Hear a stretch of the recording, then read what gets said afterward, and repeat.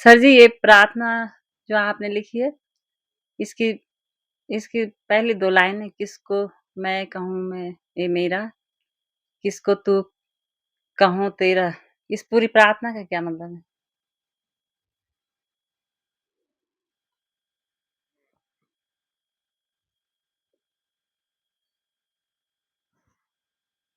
तो ये प्रार्थना मैंने बहुत पहले लिखी थी। मैं इसको भी लगा लेता हूँ। ये मैंने लिखी होगी 2006 के आसपास शायद। तो इसमें मैंने कोशिश की है कि एक तो जिसको हम मैं कहते हैं और फिर उसका एक्सटेंशन है मेरा। तो इसकी बाउंड्री क्या है? मतलब मैं का मतलब क्या?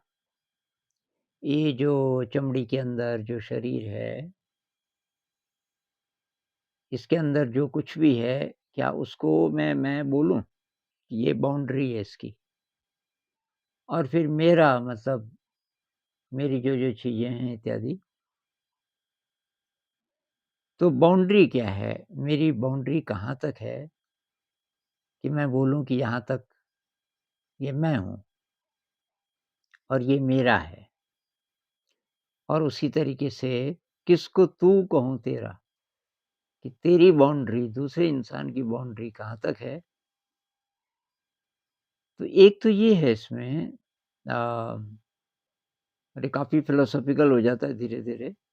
तो ये साइंस का भी विषय है और आध्यात्म का भी।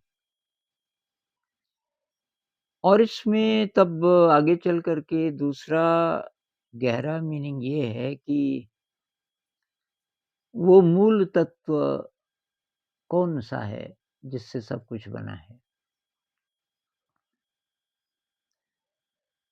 तो इसमें कुछ लाइनें मैं पढ़ देता हूँ। इस शरीर को कैसे मैं कहूँ मेरा, यह तो जल प्रपात सा पल-पल बहता, बनता मिटता। पल-पल यह विच्छिन्न हो रहा, वायु अग्नि पृथ्वी जल कण में, पल-पल कोटि-कोटि जीवों का भोजन बनता। तो कहने का मतलब लगातार हमारा शरीर टूट रहा है। लगातार इसमें से बिलियंस, ट्रिलियंस कोशिकाएँ पर सेकंड बाहर निकल रही हैं, मरी हुई कोशिकाएँ। और पल-पल बहुत सारी नई कोशिकाएँ बन रही हैं। अब वो जो कोशिकाएँ निकल रही हैं, वो दूसरे जीवधारियों के काम आ रही होंगी, बैक्टीरिया वगैरह-वगैरह। तो एक तो अब इसको पकड़ें कैसे? अगर हर पल ये बदल रहा है, सूक्ष्म लेवल पे देख सकें, तो किस पल को मैं बोलूँ कि ये मेरा है? क्योंकि पल-पल ये जलप्रपात मतलब वॉटरफॉल झरने की तरह ये लगातार बन रहा है और मिट रहा है। दूसरी बात कि बाहर का जगत अंदर जा रहा है इस शरीर के लगातार। अखिल विश्व के सागर नदियाँ ताल तलैया चल कर आते, नित-नित मेरी प्यास बुझाते, मेरे तन का रक्त बनाते। पूरी पृथ्वी के जितने समुद्र हैं, जितना पानी है, वो पानी वेश बदल करके उसका वाष्प बनता है, फिर वो वाष्प कहाँ से कहाँ चली जाती है, पूरा पूरा पृथ्वी का चक्कर काटती है और फिर उसका पानी बनता है, उससे मेरी प्यास बुझती है, वो पानी फिर मेरे रक्त में बदल जाता है। पानी अंदर जाएगा तो उसके दूसरी चीज़ें बनेंगी। एक तो ये, एक फिर ये जो प्रकाश आ रहा है, केवल सूरज का ही प्रकाश नहीं आ रहा है, जो इसका पोषण कर रहा है, बल्कि सूरज, चाँद, सितारों से, ग्रह नक्षत्रों से, कोटि-कोटि मंदाकिनियों से, गैलेक्सीज़ तीव्र वेग से आते जीवन भरे उजाले इस शरीर का हिस्सा बनते। ये उजाला आया, सूरज की रोशनी आई, नीहारिकाओं की, गैलेक्सीज़ की रोशनी आई पल-पल और वो रोशनी इस शरीर का सब्सटेंस बन जाती है पल पल। तो इसको मैं मेरा अब क्या-क्या बोलूँ? ये सब तो मेरा ही हुआ ना, क्योंकि ये मेरे शरीर का पोषण कर रहा है। इसमें पूरा ब्रह्मांड आ गया। अच्छा, अब इसके अंदर जो है क्या वो मेरा है? क्योंकि कोटि-कोटि अति सूक्ष्म जंतु करते इस तन में रोज बसेरा। यह तन जाने कितने जीवों का बनता है नित-नित डेरा। तो कहते हैं कि करीब एग्ज़ैक्ट नंबर मैं भूल गया, पर कुछ ट्रिलियन हमारी जो कोशिकाएँ हैं, जितनी कोशिकाएँ हैं शरीर की, उससे ज़्यादा बैक्टीरिया है हमारे शरीर में, और वो बैक्टीरिया हमारा सारा काम करते हैं। तो बैक्टीरिया को मैं ये बोलूँ कि ये मेरा है, मेरा ही शरीर है, क्योंकि वो तो दूसरे प्राणी हैं और वो उनका अपना लाइफ़ साइकिल है। कुछ ही घंटों में पूरे-पूरे गाँव खत्म हो जाते हैं, फिर नए बन जाते हैं। तो इसके अंदर जो सब्सटेंस है, उसको कहना बहुत मुश्किल है कि ये सब मेरा ही है। अब दूसरी बात कि ये जो कॉन्शियसनेस है, जो मैं बोलूँ कि ये प्राण है भई इसके अंदर जितनी कोशिकाएँ हैं सब जीवंत सब प्राण वाली हैं। लेकिन जो जड़ रही है, तो मैटर बन गया। तो जड़ और चेतन अगर हम बोलें कि भई चेतन मतलब जिसमें प्राण है और जड़ का मतलब जिसमें प्राण नहीं है। तो पल-पल जड़ चेतन बन जाता। जो जड़ है, पानी है, हवा है इत्यादि बाहर का जो मैटर, वो मेरी कॉन्शियसनेस में बदल रहा है, मेरे मतलब प्राण में बदल रहा है और पल-पल चेतन जड़ बन जाता। ये जो लिविंग मैटर है, ये पल-पल नॉन लिविंग बन रहा है, शरीर से बाहर निकल रहा है। अब जो मेरे एटम निकले वो हवा में और आपने उसको साँस ले लिया। आपके एटम जो निकल रहे हैं वो मैं साँस ले रहा हूँ। तो जो मैं था वो तू बन जाता, जो तू था वो मैं बन जाता।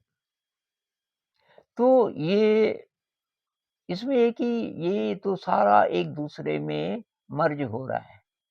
सारा बाहर जो ब्रह्मांड जितना भी है वो सब इसके अंदर जा रहा है और ये यहाँ से फिर निकल के पूरे ब्रह्मांड में जा रहा है। तो ये तो एक इल्यूशन है कि ये मेरा शरीर है, क्योंकि हम देख नहीं सकते ज़्यादा गहरा, इसलिए इतना ही दिखाई दे रहा है। अब ये बना किस चीज़ का है? तो इसमें थोड़ा-सा है कि ऐसा लगता है कि एक शून्य सर्वत्र व्याप्त है। जो ओरिजिनल मैटर है, हम कहें कि लिविंग मैटर बोलो चाहे ये जो जिसमें कॉन्शियसनेस नहीं है, अगर हम ये बोलें कि भई पत्थर में चेतना नहीं है, पता नहीं वैसे तो, लेकिन मान लीजिए, तो लेकिन ये एटम से बने हैं। एटम सब एटॉमिक पार्टिकल से बना है और वो भी किससे बने हैं? आप कह रहे हैं कि वेव्स से बने हैं और वो वेव्स भी किस चीज़ से बनी हैं? तो ऐसा लगता है कि जो मूल चीज़ है, अब शब्द नहीं है तो पदार्थ कह लो, जो मूल पदार्थ है, उसको शून्य कह सकते हैं। तो एक शून्य सर्वत्र व्याप्त है। एक शून्यता के अदृश्य धागे में सबको पिरो रहा है। एक कोई शून्य है जिसमें मूवमेंट है और वो एक ही धागे में सबको पिरो रहा है और वो धागा है शून्यता का। किसको पिरो रहा है? तुझको, मुझको, जल थल नभ को, जड़ चेतन को, जन्म मृत्यु को, ये सारा। तो कुल मिला कर के एक शून्य का सागर सा है, अकथ अनादि अनंत अगोचर, और हम उस सागर की लहरें हैं, उठती गिरती लहराती, हम एक शून्य की अगिनत लहरें, कोटि रंग रूपों में उठती, फिर गिरकर सागर बन जाती। हर लहर थोड़ी देर के लिए उठती है, फिर समुद्र बन जाती है। कैसा समुद्र? शून्यता का। एक स्रोत है तेरा मेरा, सब रूपों का एक चितेरा। जितने भी रूप हैं, उनका जो आर्टिस्ट है, बनाने वाला, वो एक ही है और वो जो आर्टिस्ट है वो शून्य है। तो ये जब मैंने लिखी थी तब मुझे मेरे दिमाग में शायद ये नहीं था कि बुद्धिज़्म में शून्यता का जो कॉन्सेप्ट है उससे कितना मिलता-जुलता है पता नहीं। लेकिन इस शून्य को हम कहाँ छू सकते हैं? जिससे सब कुछ बना है, क्या हम उसको डायरेक्ट छू सकते हैं? अब ये तो डायरेक्ट नहीं हुआ ना, ये तो मांस बन गया, ये हवा बन गई। जो मैटर बन गया, लिविंग मैटर बन गया, ये तो थोड़ा ट्रांसफ़र हो गया। ओरिजिनल जो शून्य है, तो शायद उसको हम मेडिटेशन में छू सकते हैं। जब हम ध्यान करते हैं और मन शांत हो जाता है और मन में बहुत कम विचार रह जाते हैं। एक विचार आया, दूसरा भी नहीं आया। वो जो गैप है, उसको शून्य कह सकते हैं। और ये जो आवाज़ है जिसको अनहद नाद कहते हैं, अंदर से जो आवाज़ निकलती है, हम कैसे कह सकते हैं कि ये उस शून्य की आवाज़ है, ये उसका नाद है। इसके सहारे भी हम वहाँ पहुँच सकते हैं। ये अनहद नाद पे ध्यान लगाएँगे तो धीरे-धीरे, धीरे-धीरे, धीरे विचार समाप्त हो गए, विचार समाप्त हो गए, आप कॉन्शियस हैं। और वो जो विचार शून्यता है, इस शब्द का भी इस्तेमाल करते हैं, विचार शून्यता है, आप उसको महसूस कर रहे हो। तो वो जो शून्य स्थिति है, उसको अमनी दशा भी कह देते हैं। शायद वो मूल पदार्थ है।